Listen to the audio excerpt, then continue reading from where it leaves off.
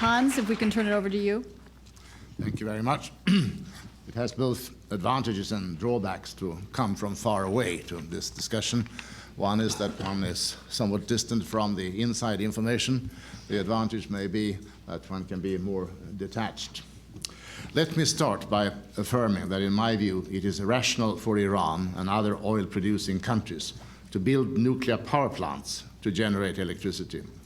It will avoid large emissions of greenhouse gases and enable them to sell the oil that they save at prices that can be expected to go up.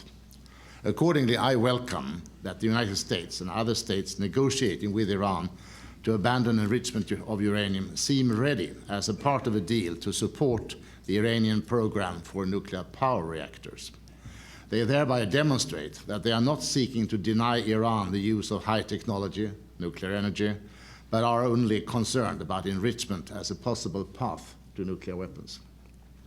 Thirdly, I see it as desirable to persuade countries in areas of tension, such as Iran and the Koreas too, to abstain from industrial-scale fuel cycle activities, because suspicions are bound to arise that the aim is to make nuclear weapons or to come close to a bomb-making capacity.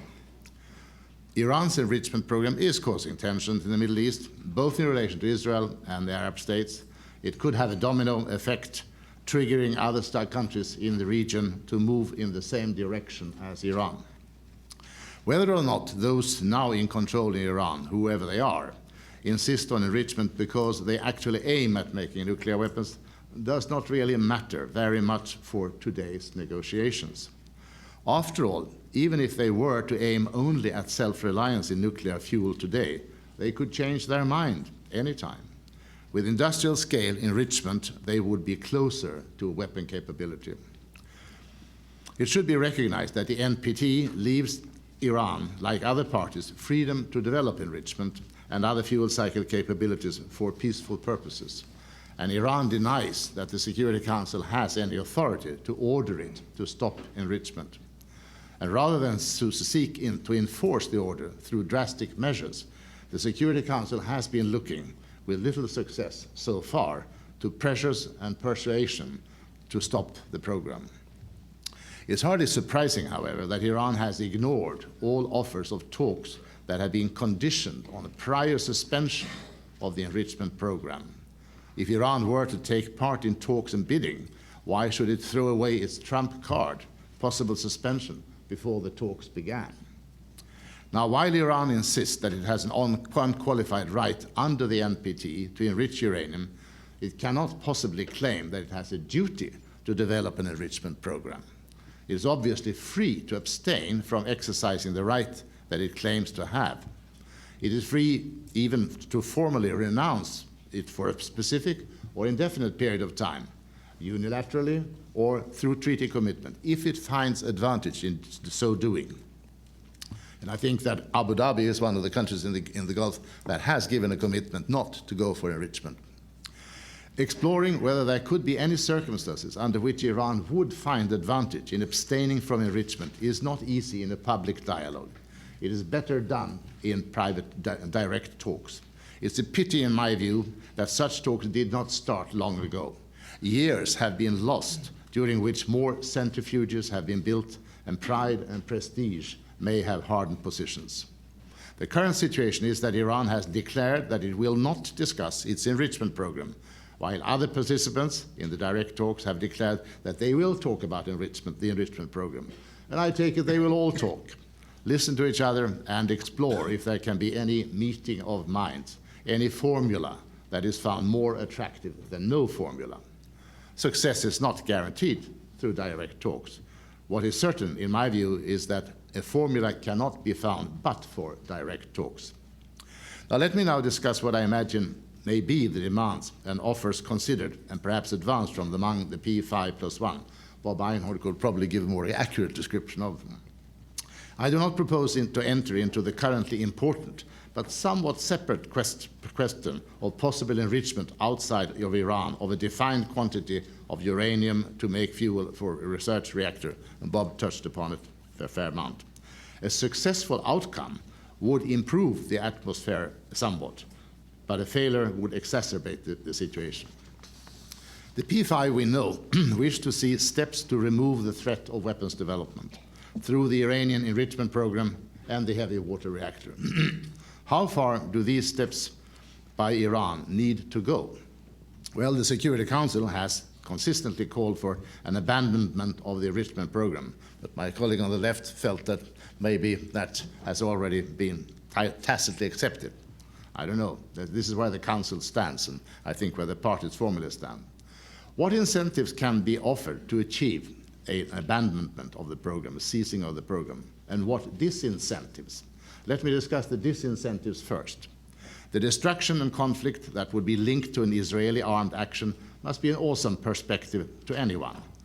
At the same time, perhaps those who are currently in control in Iran might see such attacks as a chance of gaining national popular support.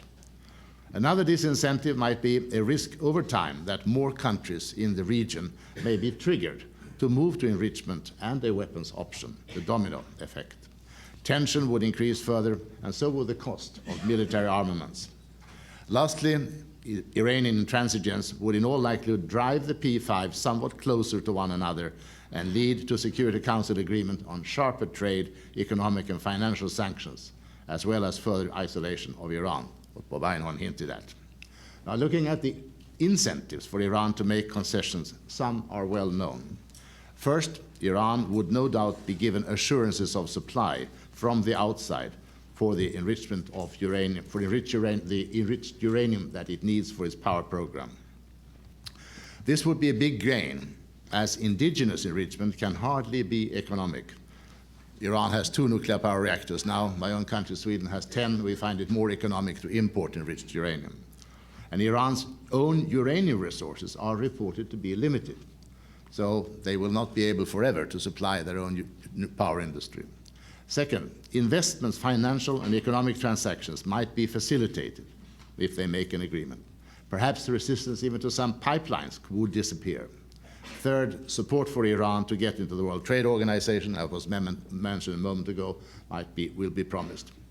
Fourth, it would seem not far-fetched to think that in an agreement, the United States could offer guarantees against U.S. attacks on Iran and against U.S. support for subversion inside Iran. Mr. Burns said a moment ago that the U.S. does not aim at a regime change in Iran.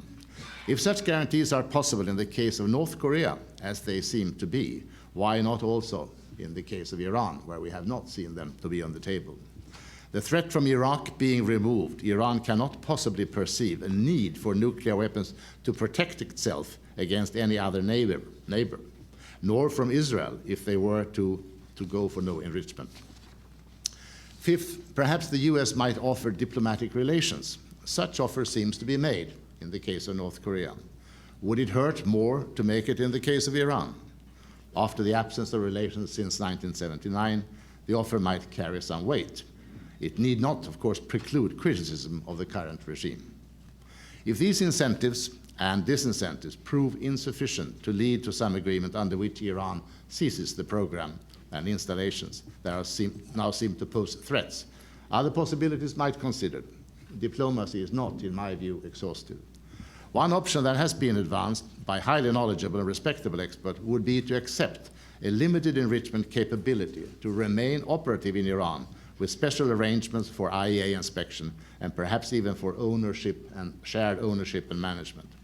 Such an option could be expected to give clear warning if Iran were to repudiate agreed limitations and arrangement. However, the warning time would be shorter than if the enrichment program had been abandoned. A broadening of the agenda for discussions with Iran has sometimes been suggested. Such discussions could, of course, be used for delay by Iran, but they might also offer richer possibilities of balancing different interests.